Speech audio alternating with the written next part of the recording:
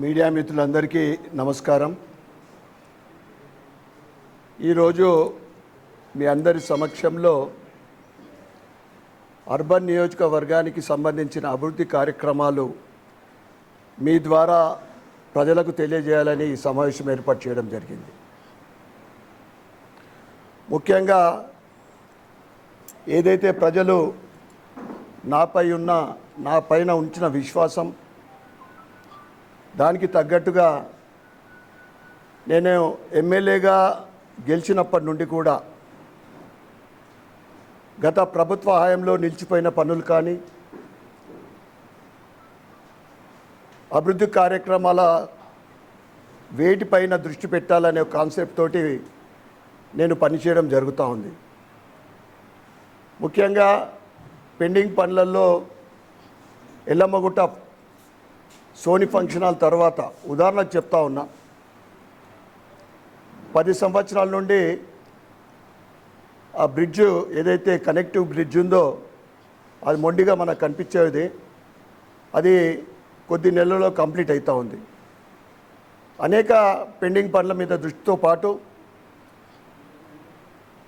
Urban నియోజకవర్గం అభివృద్ధి ఏ విధంగా ముందుకు తీసుకెళ్లాలనే ఆలోచనతోటి నిరంతరము నా ప్రయత్నం చేస్తూ ఉన్నా. ఈ మధ్యన మొదటగా రోడ్లు భవనాల శాఖ మంత్రి కోమటిరెడ్డి వెంకటరెడ్డి గారిని కలిసి 4 వినతి పత్రాలు ఇవ్వడం జరిగింది. దాంట్లో ముఖ్యంగా నిజామాబాద్ నగరం అంటే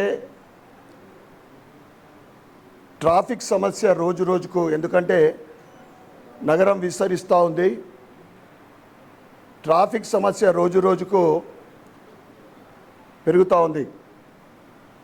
దీనికి శాశ్వత పరిష్కారం ఏ విధంగా శాశ్వత పరిష్కారం చేయాలనే ఆలోచనతోటి దేవీ రోడ్డు నామదేవాడ మధ్యనున్న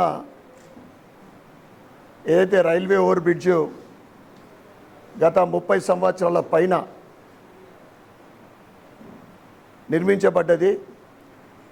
ఇప్పుడు నగరంతో పాటు జనాభా పెరిగింది,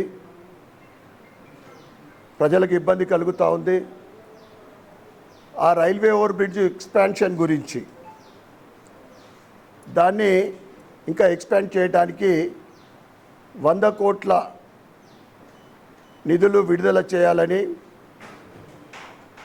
నేను ఈ రాష్ట్ర మంత్రివర్యులను కోరడం జరిగింది.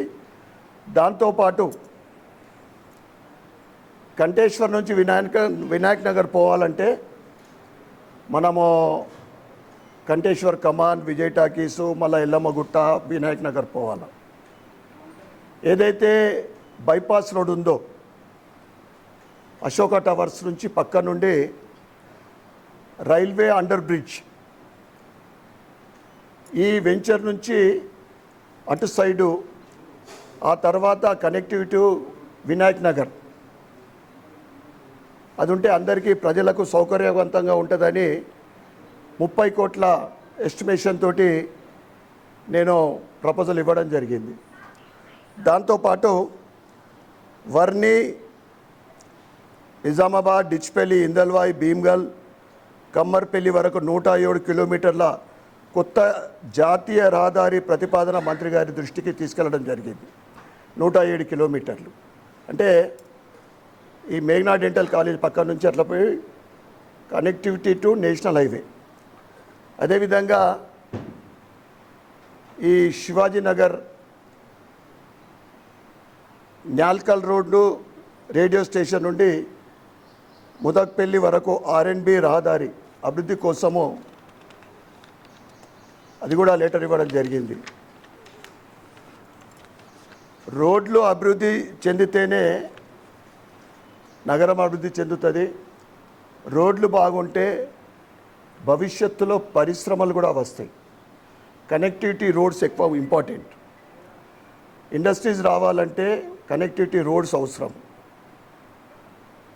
పరిశ్రమలు వస్తేనే యువకులకు నిరుద్యోగులకు ఉద్యోగ అవకాశాలు లభిస్తాయి.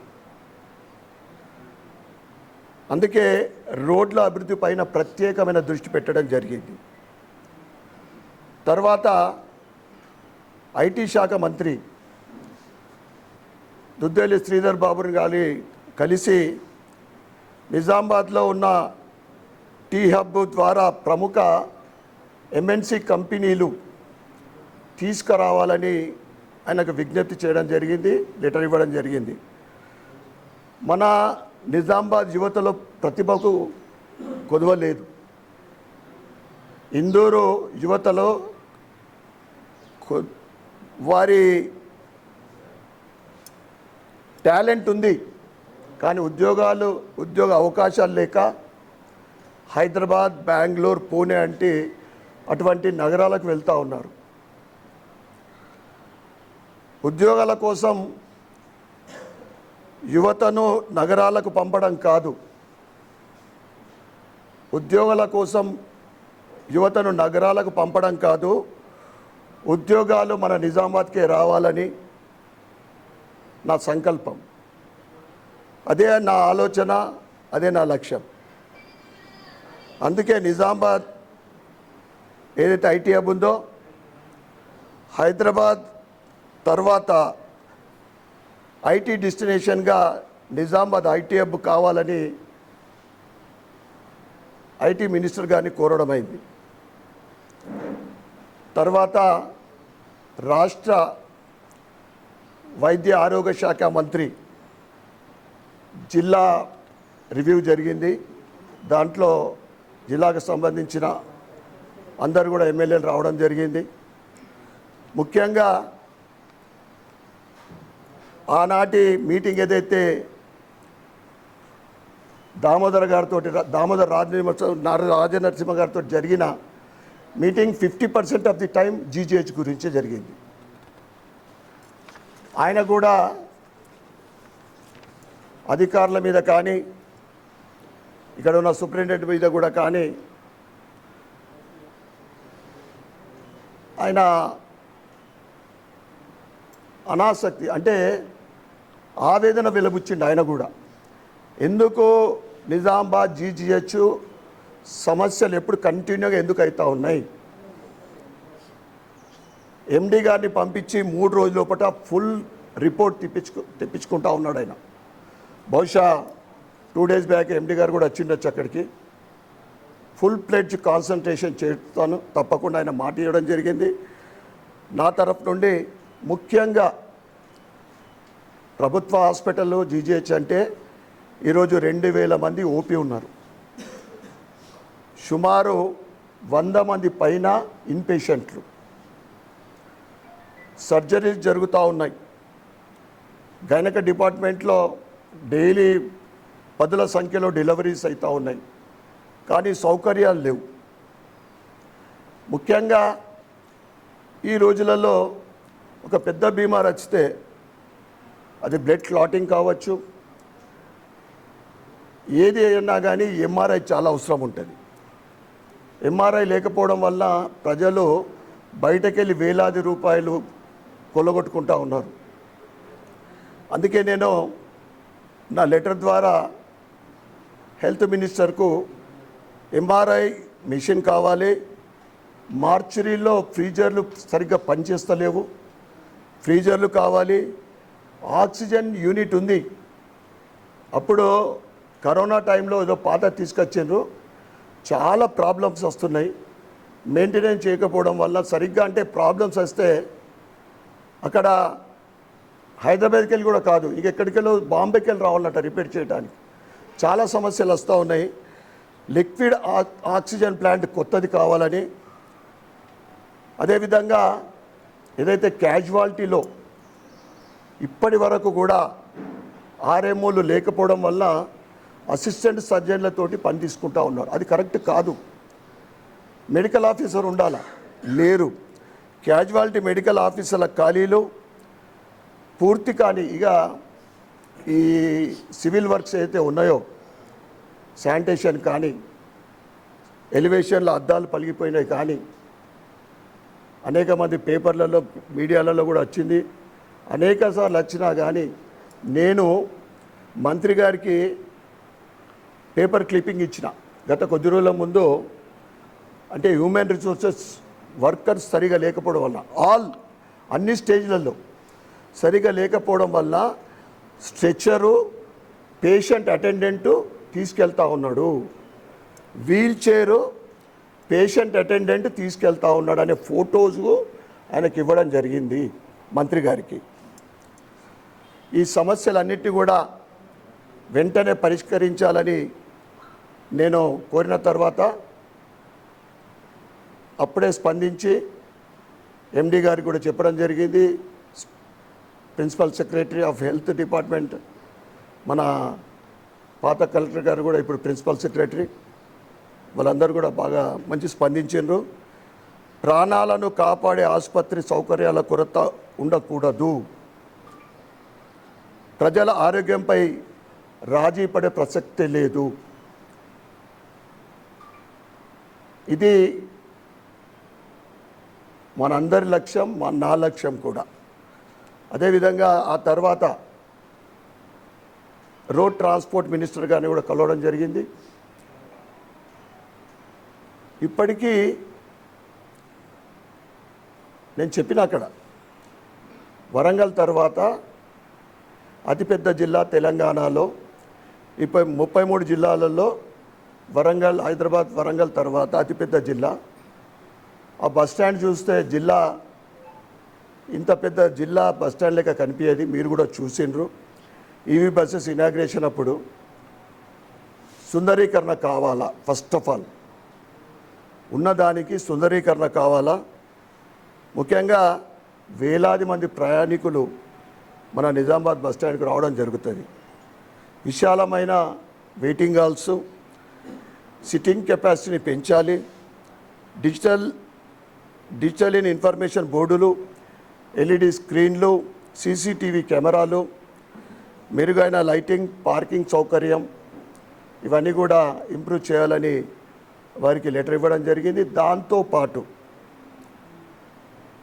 ఇంత పెద్ద జిల్లాకు ఆ బస్ స్టాండ్ సరిపోతలేదు, ఒక కొత్త ప్లేస్ని అలాట్ చేసి ఏ విధంగానైతే ఖమ్మం బస్ స్టాండ్ ఉంది, మీరైతే కాన్సన్ట్రేట్ చేస్తున్నారో కొడంగల్, ఖమ్మం, నల్గొండ జిల్లాలకు మీరు కాన్సన్ట్రేట్ చేస్తున్నారు, అటువంటి అయితే కొత్త బస్ స్టాండ్ కూడా నిర్మింపజేయాలని నేను కోరడం జరిగింది.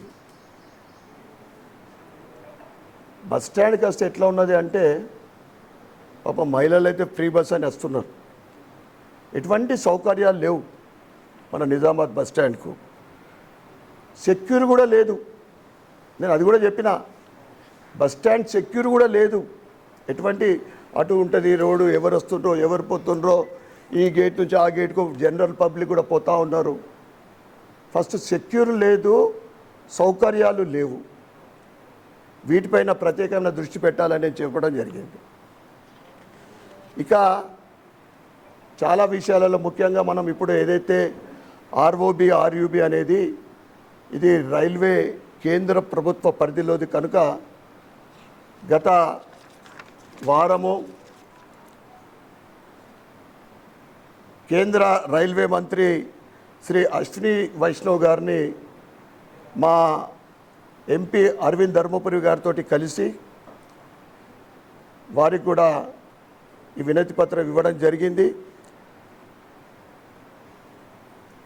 కేంద్ర రాష్ట్ర ప్రభుత్వాల మధ్యన సమన్వయంతో నిజామాబాద్ అభివృద్ధి వేగవంతం చేయాలని మా ప్రయత్నం, ఇద్దరి ప్రయత్నం, ఎంపీ గారిది నాది. ఏ ప్రభుత్వం అన్నా ఉండిండొచ్చు, ఇద్దరి సహకారంతో నిజామాబాద్ అర్బన్ నియోజకవర్గ అభివృద్ధి మా లక్ష్యం, ఇద్దరిది కూడా. కాంగ్రెస్ ప్రభుత్వానికి నేను ఒక విజ్ఞప్తి చేస్తూ ఉన్నా. ఇవన్నీ కూడా నేను ఏదో రాజకీయాల కోసము మంత్రులను కలిసి లెటర్ ఇవ్వలే. రాజకీయాలు చేసేది ఉంటే ఇంకా బాగా ఎక్కువ చేసేది నువ్వు. ముఖ్యంగా ప్రజల అవసరాల కోసం ఇవన్నీ కూడా నేను ఇచ్చింది, ప్రజల అవసరాల కోసమే ఇచ్చిన. దయచేసి ఈ కాంగ్రెస్ ప్రభుత్వం గుర్తించాలని నేను కోరుతా ఉన్నా. కాబట్టి ప్రభుత్వం కూడా పార్టీలను చూడకుండా, ఇక్కడ బీజేపీ ఉందని చూడకుండా ప్రజల అవసరాలను మాత్రమే దృష్టిలో పెట్టుకొని ఈ ప్రతిపాదనలను ఆమోదించి పనులు ప్రారంభించాలని నేను కాంగ్రెస్ ప్రభుత్వాన్ని కూడా విజ్ఞప్తి చేస్తూ ఉన్నా. అదేవిధంగా నిజామాబాద్ అభివృద్ధి విషయంలో ఎక్కడ రాజీ పడే ప్రసక్తే లేదు. ఎక్కడ రాజీ పడే ప్రసక్తే లేదు. అవసరం అనుకుంటే ఏ మంత్రినైనా కలుస్తా, ఎన్నిసార్లైనా కలుస్తా, ముఖ్యమంత్రిని కలుస్తా. గత 1 month నుంచి ట్రై చేస్తున్నా, ఇప్పటిదాకా ఆయన అపాయింట్మెంట్ దొరకలేదు. మళ్ళీ నెక్స్ట్ వీక్ నేను వెళ్తా ఉన్నా. కలిసే వరకు హైదరాబాద్ నుండి ఒకసారి భాగ్యనగర్లో కలిసిన దాకా ఉంటే ఎన్ని రోజులైనా పర్వాలేదు. ఈరోజు ఈ సమర్పించిన ఇవన్నీ కూడా లెటర్స్ ఏదైతే ఉందో కాగితాలకే పరిమితం కాదు. ప్రజలకు ఉపయోగపడే అభివృద్ధి పనులుగా మారే వరకు ఏదైతే ప్రపోజ్ చేసినామో అవన్నీ కూడా శాంక్షన్ అయ్యే వరకు, ప్రజలకు ఉపయోగపడి అభివృద్ధి పనులు చేపట్టే వరకు ఇవన్నిటి కూడా నేను నిరంతరం ఫాలో చేస్తా. నిజామాబాద్ అభివృద్ధి నా బాధ్యత, ప్రజల విశ్వాసం నా బలం. ఆ విశ్వాసాన్ని నిలబెట్టుకోవడానికి నేను ఎంతైనా కృషి చేస్తానని మీ ద్వారా ప్రజలకు నేను తెలియజేస్తూ ఉన్నా. చివరగా లోకల్ విషయానికి వస్తే 2.5 సంవత్సరాలు గడిచిపోయింది. ముఖ్యంగా అర్బన్కు కావాల్సింది మున్సిపల్ కార్పొరేషన్. ఈ కాంగ్రెస్ ప్రభుత్వం, మేయర్ కాంగ్రెసు, ప్రభుత్వం కాంగ్రెసు, నిజామాబాద్ మున్సిపల్ కార్పొరేషన్ మీద ఎటువంటి స్పెషల్ ఫండ్ రిలీజ్ చేస్తలేరు, వివక్ష చూపుతూ ఉన్నారు. అభివృద్ధి పనులకు ఆటంకమవుతూ ఉంది. ముఖ్యంగా మేయర్ ఇంకా అవగాహన పూర్తిగా రాలేదు, పూర్తి అవగాహన కాలే, ఇప్పటికీ పట్టు సాధించలేదు. కమిషనర్ కూడా బేసిక్ నుంచి మున్సిపల్లో ఉంటే బాగుండేది, ఆయన కూడా పంచాయతీరాజ్ ద్వారా ఆ డిపార్ట్మెంట్ ద్వారా వచ్చినందుకు మొత్తం ఇదేమవుతుందంటే అనేక పర్యాయాలు కలిసినా కానీ నిధులు విడుదల చేసిన కాంట్రాక్టర్లు కాంట్రాక్ట్ తీసుకున్న పనులు ఆ డిపార్ట్మెంట్లకు వాళ్ళు అధికారులు ఆ పనులు ముందుకు సాగుతలేవు. శాంక్షన్ అయిన పనులు కూడా ముందుకు సాగుతలేవు. అందుకే ఇక్కడ కూర్చున్న వాళ్ళందరము, మాతో పాటు ఇతర నాయకులు కానీ మున్సిపల్కు మేము చెప్తా ఉన్నాం, మీరు చేపట్టిన కార్యక్రమాలు, అలాట్ చేసిన పనులు, ముఖ్యంగా రోడ్ల విషయం కానీ గ్రీనరీ విషయం కానీ త్వరగా కంప్లీట్ చేయాలా. లేకుంటే రాబోయే రోజులలో ప్రజల సౌకర్యం కోసము, నగర అభివృద్ధి కోసము మేము దేనికి వెనుకరాము, ధర్నా చేయడానికి సిద్ధం ఉన్నాం. ధర్నా అంటే అది దీక్ష కావచ్చు, ఇంకేదన్నా కావచ్చు. ఎందుకంటే కాంగ్రెస్ ప్రభుత్వము, కాంగ్రెస్ మేయర్ ఉన్నారు. కానీ 2.5 సంవత్సరాలలో నేను చూస్తూ ఉన్నా, ఒక్క స్పెషల్ ఫండ్ రాలేదు. ఉన్న ఫండ్ని కూడా సద్వినియోగం కరెక్ట్ చేసుకుంటూ లేరు ఇక్కడ. అందుకే మేయర్ గారిని, కమిషనర్ గారిని నేను రిక్వెస్ట్ చేస్తూ ఉన్నా, మీ చేతిలో ఉన్న పెండింగ్ పనులు, కాంట్రాక్టర్కి ఇచ్చిన పనులు, రోడ్ల విషయం కానీ ఇంకేదైనా విషయం కానీ త్వరగా కంప్లీట్ చేయవలసిందిగా నేను మున్సిపల్ కార్పొరేషన్కు డిమాండ్ చేస్తూ ఉన్నా.